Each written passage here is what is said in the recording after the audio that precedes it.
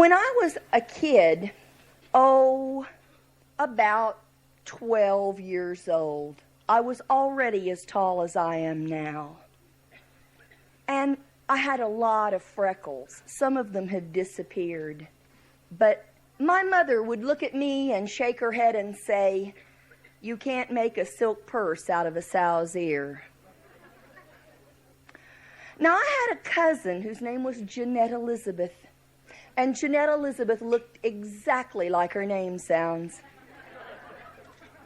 She had a waist so small that men could put their hands around it. And they did. She had waist-length, blonde, naturally curly hair.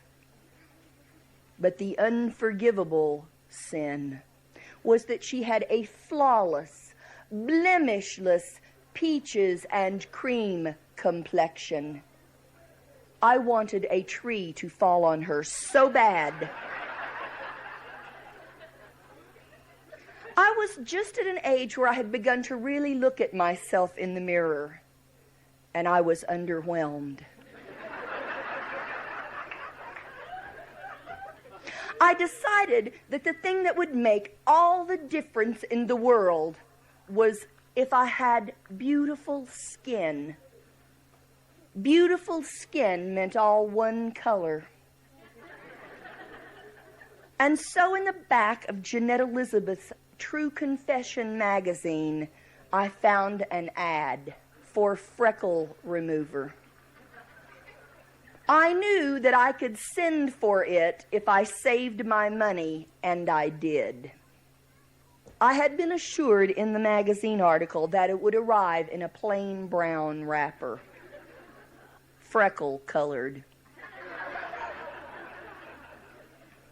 I went to the mailbox every day for 3 weeks, precisely at the time that the mail was always delivered, because I knew if someone else in my family got the mail, I would never hear the end of it, because there was no way that they would let me open the box in private or let its contents remain secret. After 3 entire weeks of scheduling my whole day around when the mail truck would arrive, the package was delivered. I went to my room with this package, and I sat down on the edge of my bed and I opened the box. I was sure that I was looking at a miracle in progress.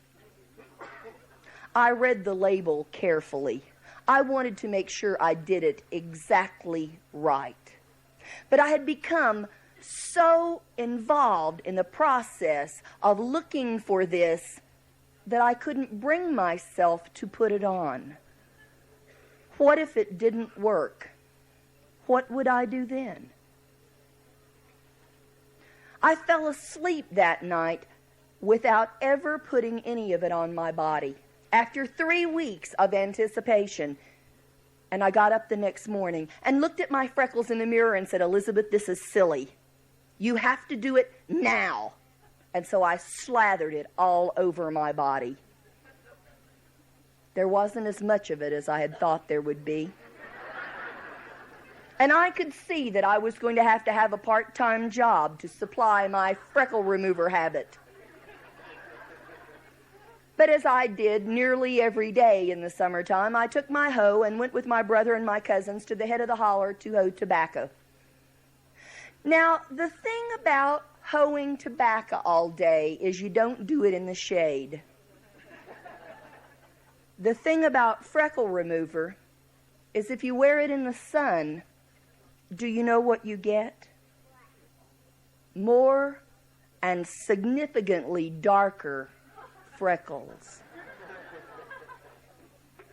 I ended the day looking as though I had leopard blood in my veins. I came into the house, and the people in my family, knowing nothing about the freckle remover cream, began to say things like, "I've never seen you with that many freckles before." I looked at myself in the mirror and dissolved in tears. My mother called me to the dinner table, and I ignored her. When she came to the bathroom door and demanded that I come out and eat, I ran by her crying. I ran out to the well house and threw myself down, and I was sobbing when my grandfather came out to see what was wrong with me. I explained to him about sending for the Freckle remover. He was a good man. He did not laugh. He did suggest that there was some equal validity to burying a dead black cat in the full of the moon to accomplish the same thing. Feeling that my problem was not being sufficiently valued at this point, I turned on him. Because when I explained to him, at his request, why I didn't want to have freckles, he looked at me in stunned surprise as I began to compare my appearance with Jeanette Elizabeth's. And he shook his head and he said, "But child, there are all kinds of flowers, and they are all beautiful." And I said, "I've never seen a flower with freckles." And I ran into my room and slammed the door. My knocked, and I told her to go away, and she began to respond with the things that parents say at those kinds of times. But my grandfather said, "Nancy, leave the child alone." And even though she was a grown-up, he was her father, so she left me alone. I don't know where he found it. They are not at all common in the mountains where I was at that time. But I know my grandfather put it there, for I was told that by my mother later. For when I opened my eyes the next morning, still slightly swollen and sticky from having cried myself to sleep, laying on the pillow on the bed next to my head was a tiger lily.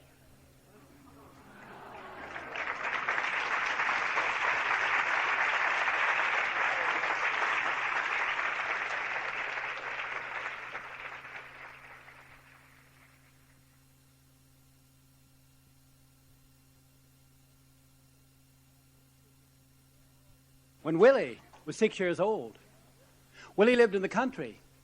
The phone rang one day, and Willie picked it up, and Willie had a habit of just breathing into the phone. He heard his grandmother say, "Is that you, Willie?" "How'd you know, Grandma?" "I guessed." Willie, I want you to come over to my house, spend the night in Cambridge. First time, Willie." "Thank you, Grandma." Gave the phone to his mother. He was so excited, and Willie's mother talked a while, hung the phone up, and said, "That's your grandmother. She wants you overnight." "I never let you go overnight because you get in trouble." "I won't get in trouble." "I'll tell you this, Willie, your grandmother can be difficult late in the day. She can be a bit of a grump." "I won't get in trouble." "If there is any trouble, you won't go overnight for a year." "I won't get in trouble." "Pack your bag." Willie had won. He ran up to his room, opened his drawer, he got 6 T-shirts and a toothbrush and ran downstairs. He and his mother, they drove all the way to Cambridge, Massachusetts, and Willie loved Cambridge because all of the houses were squeezed together. They drove around Harvard University and down Trowbridge, and they took a left on Leonard Avenue. His grandmother had a triple-decker, number 9.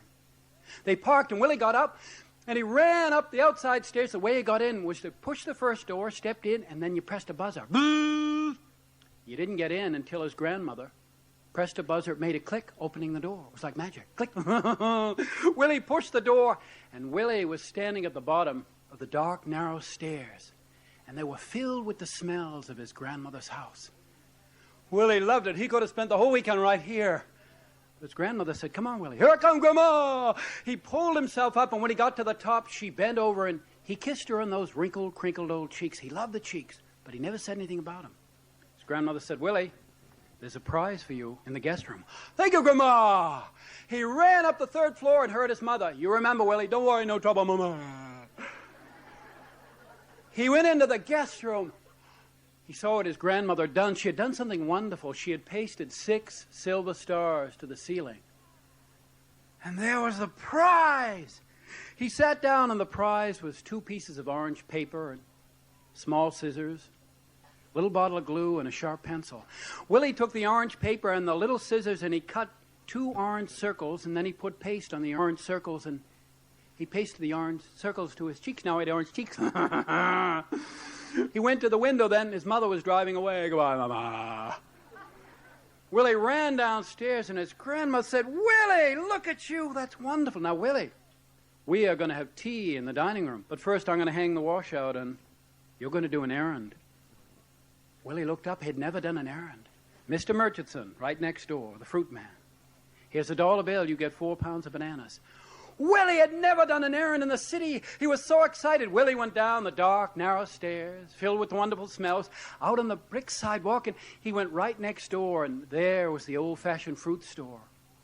He stepped in, and it was very dark, like the old-fashioned stores, and the floor was wooden and oiled, and there was Mr. Murchison, the fruit man. He was holding the bananas, and he was curved like the bananas. Nice to see you, Willie. Nice to see you. I got the bananas here, 4 pounds. I don't want those. Ha! What's the trouble? They're rotten. Oh, no, Willie. This is the way to eat them ripe. I want the yellow ones. Someday you'll know better. I think I know better now. I like your cheeks. I like your cheeks, too. Willie ran to the backyard, and his grandmother was hanging out the wash, and she saw Willie. Good for you, Willie. Look at the bananas. You're a businessman. Willie, we'll have tea in the dining room, but I'm going to finish the wash. You play. Willie had done so well, he thought he was a businessman. And to him, a businessman is someone who made pencil marks on the walls. They were secret, but they were real.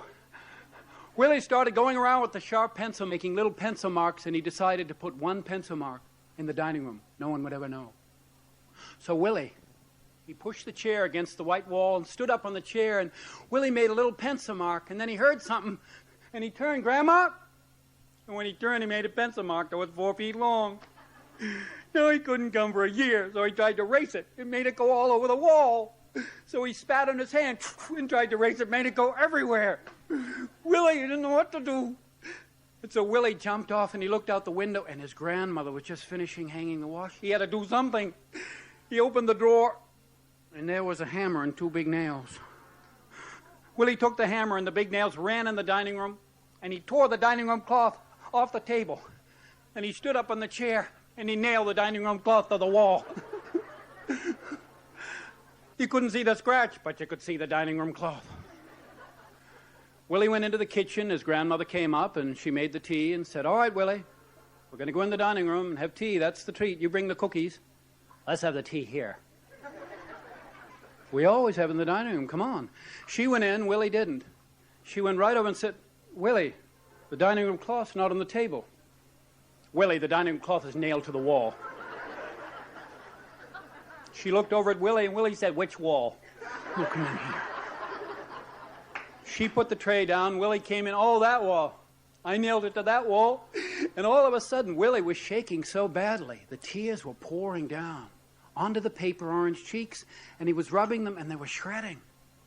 And she knelt down and held him. Don't do that, Willie. She started to cry, and her tears were going all over the paper cheeks. She finally said, Willie, look at the 2 of us. This is absurd, Willie. She stood up. Willie, it's fine. It's not fine. Willie, it is fine. It's not fine. Can't come for a year. Willie, it is perfectly fine. No, it's not. Mommy said late in the day you're a grump.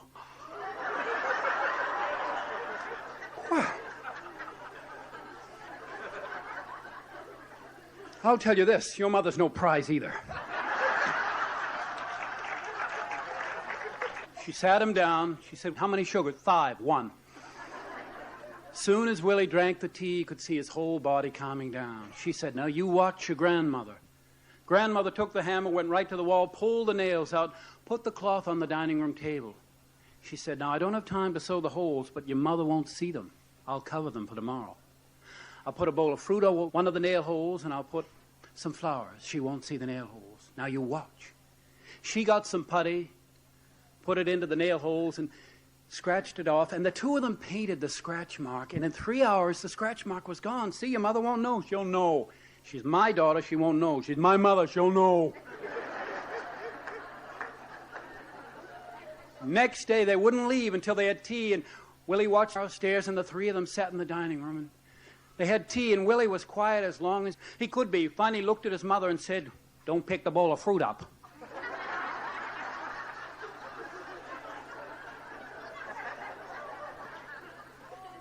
She said, "Why would I do that?" "I don't know."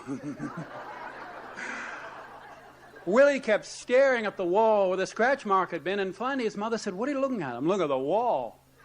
And his mother said there was trouble here, just like I said. "What was the trouble?" "Grandma, tell the trouble." And his grandmother said there was trouble. The trouble was we didn't have enough time together. "Is that what you mean, Willie?" "Yeah, that's what I mean." 2 minutes later, they were at the top of the stairs, and Willie's grandmother bent over, and he kissed her on those wrinkled, crinkled cheeks. Willie and his mother went down, and it was a secret between Willie and his grandmother. They went down the dark, narrow stairs, filled with the wonderful smells, and Willie and his mother drove all the way home. When they got home, Willie ran up to his room, unzipped his bag, and he took out the orange paper, and he cut 2 orange circles and put them in an envelope, and he wrote a note. "Dear Grandma, here's orange cheeks for you. Love, Willie."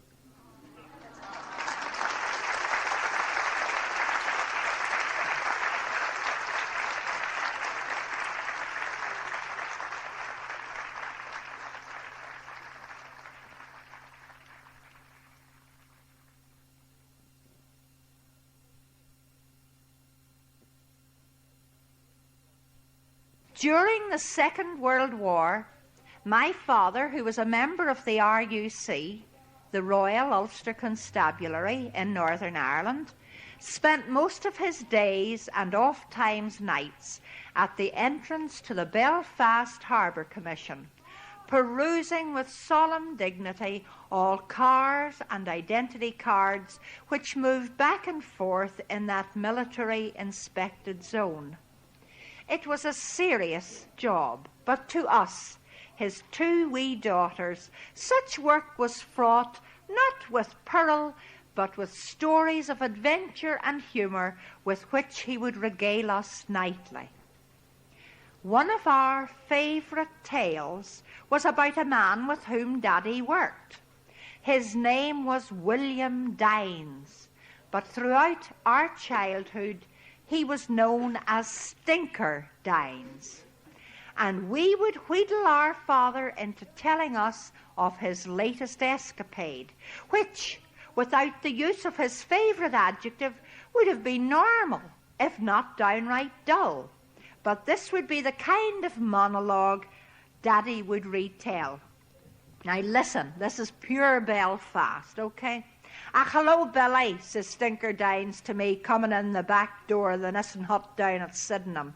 "Isn't it one stinking cold day, and am I stinking well starving from standing all the stinking well livelong day until my stinking feet were stinking well frozen and stuck to the stinking puddles on the stinking pavement? And just as I was thinking and nipping round the stinking corner to yon wee stinking widow woman to have a cup of stinking char, who do you think stinking well hoves into stinking sight but the stinking Raja himself, nickname for a most feared sergeant on the police force. So I had to put such stinking thoughts of comfort out of my stinking head and just get back to my stinking points duty." Such long spiels of invectives would make Dorothy and me curl up and roll with delight on the carpet, and Daddy would beam upon us, well pleased to amuse his small daughters so easily. Time passed, and the year I turned 19, our father died. As is usual in Ireland, the remains, as we fondly call the dead body, was laid out in the back bedroom, and my sister and I were kept busy answering doorbells, pouring strong tea, and handing round ham sandwiches and sympathy.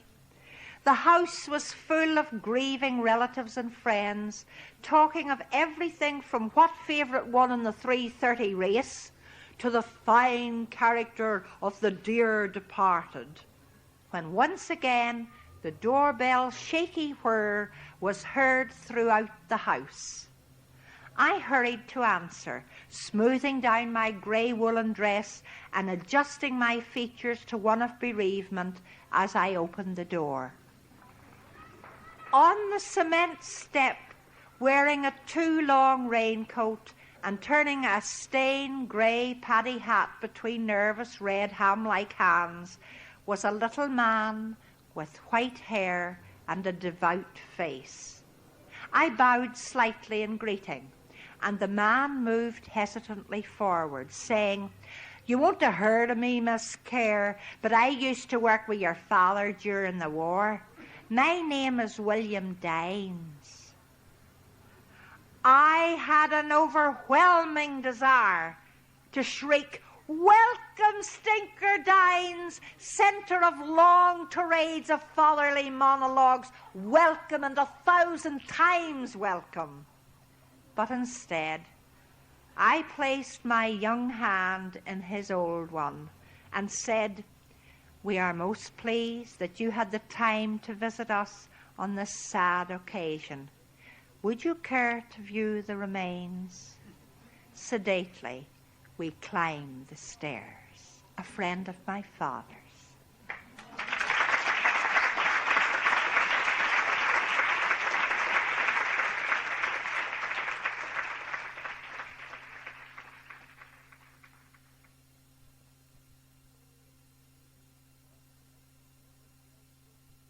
A lot of the stories I tell are stories that I originally heard from my grandfather. May his memory be a blessing.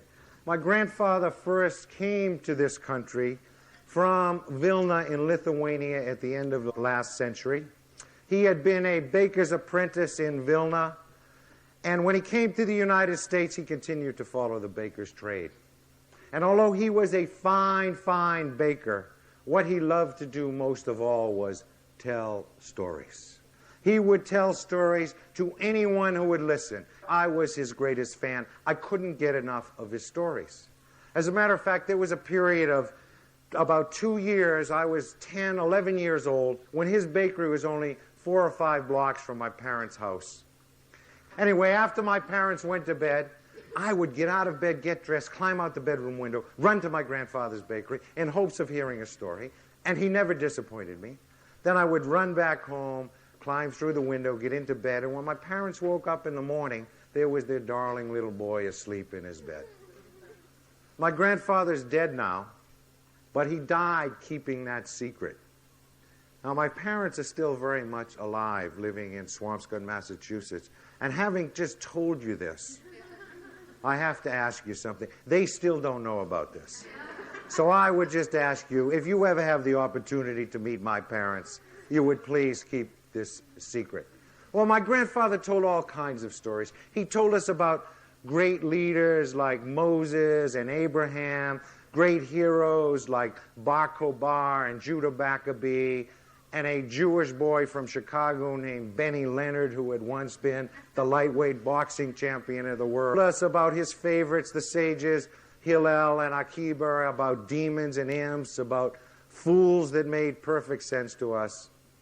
And one Sunday morning, I remember I was complaining about my position in life, as young people are prone to do to this very day. And he listened with what now seems like infinite patience. And when I finished, he said, Stevela, let me tell you a story about a man who, like yourself, was unhappy with his position in life. And he spent all his time dreaming about paradise. Whether he was alone or with others, whether he was at work or at rest, he would say to himself, someday I'm going to go to paradise. And one morning, no different than any other, he decided this was the day he was going to go to paradise. So without saying a word to his wife or his 2 children, he rose from his morning table and walked out the door, determined to go to paradise. He went through a gate with a broken latch, walked through a set of fields till he came to the edge of the marketplace. He already knew what women would buy what goods, from what merchants, at what price, and what they would argue about. He passed a butcher shop opposite a bakery, through another set of fields. He climbed a steep hill until he stood on the edge of a long, broad plateau. But before walking along that plateau, he turned and took one last look at his village, because certainly he would never see it again. He was a man destined for paradise. All day long, he walked along that plateau until the sun was setting in the west, and he decided to take shelter under a huge pine tree. But before going to bed, he took off his shoes and he pointed them in the direction he was certain paradise lay in. But how was he to know that in the darkest hour of the night, a demon, an imp, would come, and either to teach him a lesson, or maybe to save him, or maybe to punish him, or maybe, just as a practical joke, would take his shoes and turn them around? No way for the man to know that. He rose early the next morning, said his prayers, and stepped into his shoes, certain that they would take him to paradise. And he walked along that plateau till he came to the edge of it, and there it was below him, paradise. He had arrived. Strange. It's not much bigger than my own village. Oh, well, he descended the hill into the center of town, and here, too, in paradise, there was a synagogue and a town hall, and he stopped to look up at them, and he thought, you know, they've lied to me all these years, or certainly exaggerated. They told me everything in paradise would shine and gleam, but this, it's almost as shabby as my own village. And when he passed a butcher shop opposite a bakery, he suspected that when he got to the marketplace, he would know what women would buy what goods from what merchants at what price and what they would argue about, and he did. And now, more out of sadness than out of anger, he had no doubts that if he continued through those fields, he would come to a gate with a broken latch. And yes, he did. And as he was leaning on the gate, pondering his situation, he heard a whining voice from the house. Come in and eat your food. It was enough to drive a man mad. It sounded just like his own wife. But, never having said no to his own wife, and being a little bit hungry, the man went in. He sat at the table. He had a little herring, a little black bread, a little coffee. 2 children ran up to him, jumped in his lap. The youngest one started to twirl his beard and said, Daddy, Daddy, you'll stay with us this time, won't you? And not wanting to disappoint the children, the man agreed. And you know, Stephen, my grandfather concluded, that man, to this very day, sits at his table having his coffee every morning, still trying to figure out whether he's in paradise or not.